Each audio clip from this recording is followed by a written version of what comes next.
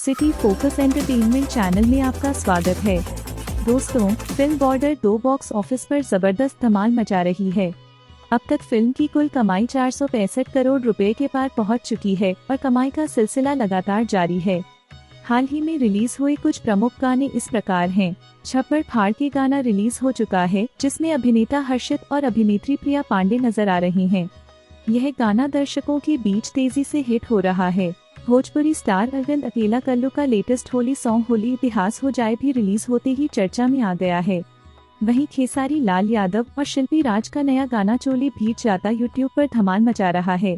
अब बात करते हैं बॉलीवुड की। न्यू रिलीज फिल्म और रोमियो 13 फरवरी को सिनेमा घरों में रिलीज होने जा रही है, जिसमें मुख्य भूमिका में शाहिद कपूर और तृप्ति डिम्री नजर आएंगे।